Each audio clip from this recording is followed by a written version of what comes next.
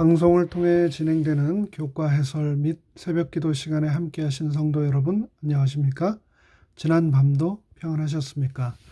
저는 퀸즈교회를 섬기는 문인정이라고 합니다. 오늘은 11월 29일 화요일 연옥에 있는 성도들이라는 소제목의 내용을 함께 묵상하겠습니다. 교과 해설을 시작하기에 앞서 잠시 기도드리겠습니다. 하늘에 계신 저희들의 아버지 하나님, 오늘 이 새벽 이곳은 옅은 안개비가 내리며 또 하루의 시작을 열고 있습니다. 간절히 바라옵기는 생명의 빛 되신 하나님께서 이 시간 우리 마음속에 친히 말씀하여 주시고 그 생명의 말씀이 오늘 하루 우리 모두와 동행하여 주시옵기를 간절히 바라오니 이 시간 말씀을 통하여 우리에게 생명을 베풀어 주시옵소서. 예수 그리스도의 이름으로 간절히 기도합니다. 아멘. 먼저 오늘의 본문의 말씀 전도서 9장 10절, 에스겔 18장 20절로 22절, 그리고 히브리서 9장 27절의 말씀을 읽겠습니다. 전도서 9장 10절의 말씀입니다. 무릇 너의 손이 일을 당하는 대로 힘을 다하여 할지어다. 네가 장차 들어갈 음부에는 일도 없고 계획도 없고 지식도 없고 지혜도 없음이니라. 에스겔 18장 20절로 22절입니다. 범죄하는 그 영혼은 죽을지라. 아들은 아비의 죄악을 담당치 아니할 것이요 아비는 아들의 죄악을 담당치 아니하리니 의인의 의도 자기에게로 돌아가고 악인의 악도 자기에게로 돌아가리라. 그러나 악인이 만일 그 행한 모든 죄에서 돌이켜 떠나 내 모든 율례를 지키고 법과 의를 행하면 정령 살고 죽지 아니할 것이라. 그 범죄한 것이 하나도 기억함이 되지 아니하리니 그 행한 의로 인하여 살리라. 마지막 히브리서 9장 27절의 말씀입니다. 한 번 죽는 것은 사람에게 정하신 것이요 그 후에는 심판이 있으리니. 목회를 하다 보면 가장 많이 경험하는 것 중 하나가 바로 임종입니다. 어제 아침에 저는 저희 교회 성도님 중 아직은 조금 이른 나이임에도 불구하고 지난 세월 동안 암투병을 하시다가 회복 중에 계신 것으로 알았는데 갑자기 온몸에 전이가 되면서 응급실에 입원하셨다가 약 일주일여 만의 시간 만에 갑자기 돌아가신 한 성도님의 추모 예배와 화장식을 집례하게 되었습니다. 사랑하는 사람을 이 땅에서 더 이상 볼 수 없다는 것은 그 사실 하나만으로 너무나 큰 슬픔을 우리에게 안겨다 줍니다. 그런데 그런 안타까움과 감당하기 어려운 슬픔 가운데 있는 사람들을 통하여 비즈니스를 하는 분들이 바로 장례업자들이십니다. 제가 여태까지 만나 배운 대부분의 장의사들께서는 모두 표면적으로는 유족들의 힘든 시간을 잘 마무리하시도록 최선을 다하시며 정성껏 도우셨습니다. 그런데 그런 분들을 접하면서 한 가지 알게 된 사실 중에 하나는 그 어떤 비즈니스보다도 퓨너럴 홈 비즈니스처럼 가족 대대로 물려가면서 하는 사업도 없다는 것을 제가 알게 되었는데요. 유대인 속담에 눈물이 있는 곳에 돈이 모인다라고 하는 말이 정말 사실인가 봅니다.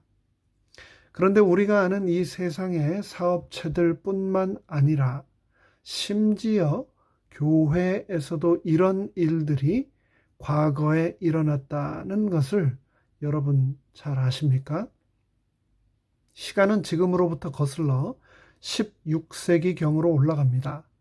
당시 천주교에서는 로마의 성당을 건설하기 위하여 교황청이 대량으로 면죄부라고 하고 그들의 요즘 용어로는 면벌부라고 하는 것을 판매하며 비리가 만연했습니다. 사제들은 무지한 서민들에게 죽은 가족들이 영원히 꺼지지 않는 불의 형벌의 장소인 지옥에 가지 않기 위해서는 그들을 위해 돈을 내고 이 면죄부를 사야 한다고 했습니다. 그런데 그들의 교리에 따르면 죽은 자는 바로 천국이나 아니면 지옥에 간다고 했는데 이미 그렇게 운명이 정해져 버린 사람들을 협박하기에는 나름 근거가 부족했습니다. 그래서 결국 그들은 잠벌, 즉 이 세상에서 마저 해결하지 못한 채 죽으면서 갖고 죽는 죄 잠벌의 해결을 위하여 제3의 장소를 만들어내야만 했습니다. 그것이 바로 오늘 우리가 다루는 연옥이라고 하는 곳의 개념입니다.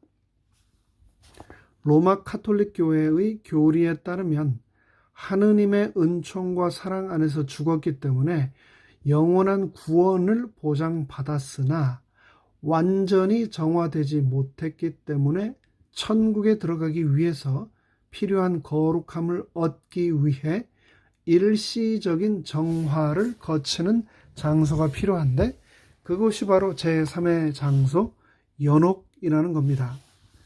그들의 교리에 의하면 죽은 사람이 천국에 가려면 연옥에 가서 일정 기간 동안 단련을 받아야 한다는 겁니다.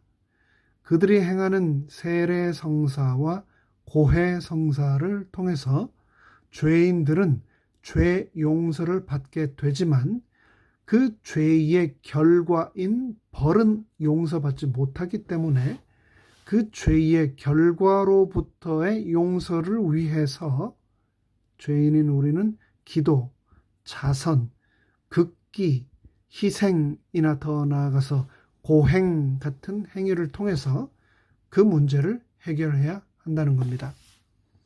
하지만 우리는 카톨릭 교회가 주장하는 이러한 그들의 교리가 그 자체만으로 너무나 많은 모순을 품고 있다는 것을 잘 알고 있습니다.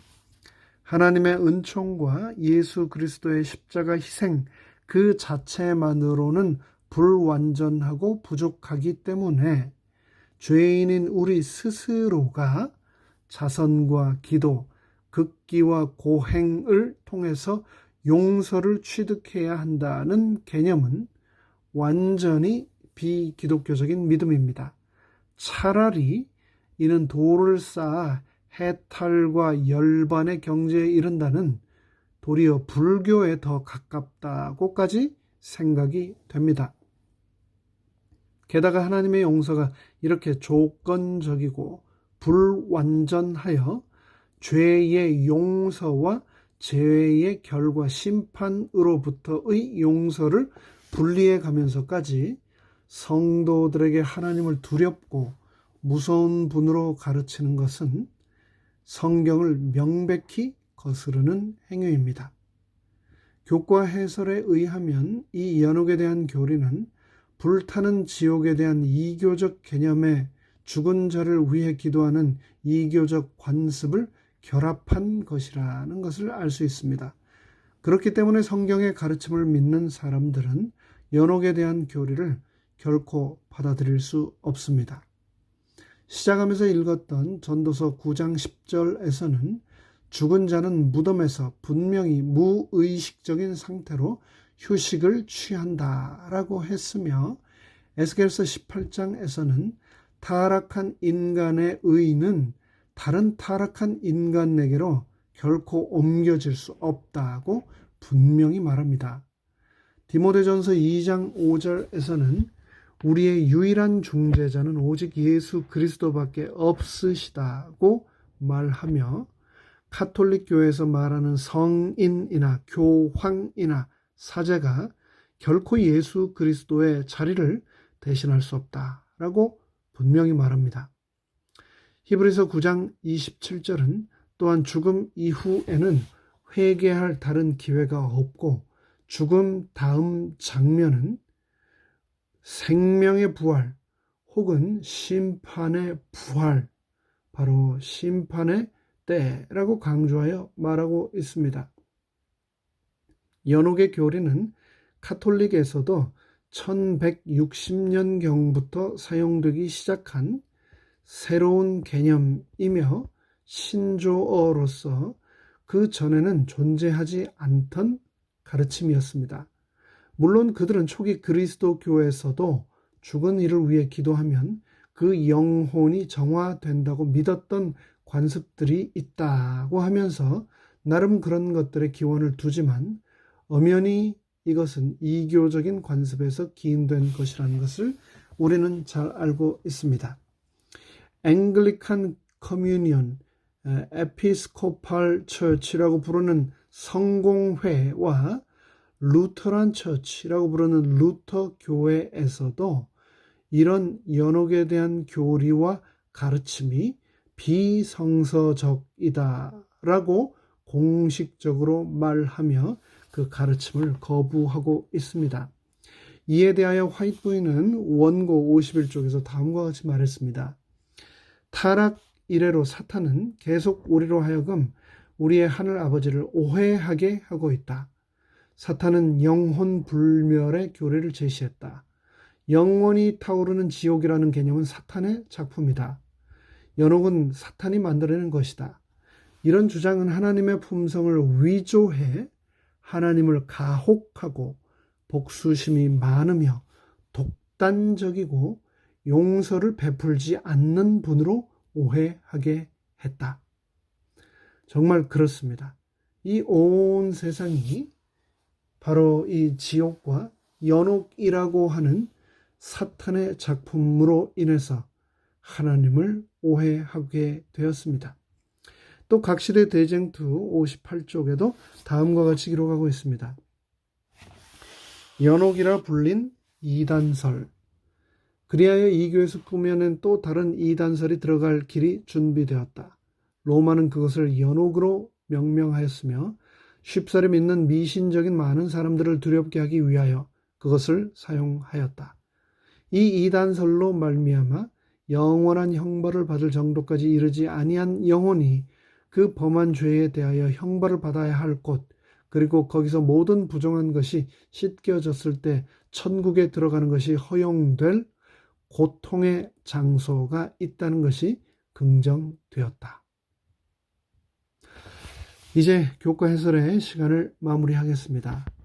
어제 장례를 치른 성도님을 지난주 마지막으로 찾아뵈었을 때 안 그래도 작고 마르셨던 그분께서는 더 여위고 힘이 없어 보이셨습니다. 병실에 입장하려는데 간호사가 장갑을 끼고 가운을 입고 또 마스크도 2겹을 써야만 면회를 할 수 있다라고 해서 장갑을 끼고 가운을 입고 2겹의 마스크를 끼고 나서 그 성도님 옆에 무릎을 꿇고 잠시 앉아 있었는데 그분께서는 그 힘든 가운데서도 도리어 저에게 예배에 참석하지 못해서 미안하다고, 이렇게 짐만 되어 드리는 것 같아서 너무 죄송하다라고 하면서 도리어 저에게 그런 미안함을 표현하셨습니다. 본인 걱정하기에도 너무나 힘드셨을 그 순간의 말입니다. 자신보다는 늘 평생을 남을 먼저 챙기며 사셨던 그 성도님은 저에게 너무 통증이 심해서 잠을 전혀 자지 못한다고, 그리고 물만 마셔도 모든 것을 바로 다 토해낸다라고 하시면서 그럼에도 불구하고 다시 일어나기를 간절히 소원하니 기도를 해달라라고 요청을 하셨습니다. 작고 연약한 육신이 감당하기에는 너무나 힘들었던 그 극심한 고통으로부터 이제 그분은 놓이셔서 우리 주님 예수께서 재림하실 때까지 깊은 잠에 들게 되셨습니다. 생전에 예수님께서 이 땅에 다시 오실 때 자신이 구원을 받을 것이라는 확신을 품으셨던 그분을 저는 분명히 예수 그리스도께서 불멸의 몸으로 일으켜 세우실 것을 믿습니다. 그런데 가톨릭 교회의 연옥에 대한 주장은 죽은 자들이 예수님께서 재림하시기를 기다리며 잠들어 있는 대신 죽어서도 죽지 못하고 연옥에서 누군가 그들을 구해낼 때까지 고통받고 있다라고 주장하며 가르치는데요. 만일 이것이 사실이라면 우리는 죽어서도 쉬지 못하고 고통 가운데 거하게 되는데, 말 그대로 죽어도 죽는 것이 아니라 고통의 영원한 노예로 짓눌리게 되는 것인데, 이보다 더 큰 비극이 또 있을까요? 하나님의 품성을 왜곡시키고 오해하도록 끊임없이 활동하는 사탄의 거짓 가르침으로부터 성경을 통하여 우리에게 진리를 알게 하신 하나님께 감사드립니다. 오늘 하루 우리 모두 진리의 빛 가운데 거하게 되시기를 간절히 바라며 말씀을 드립니다. 함께 기도하시겠습니다.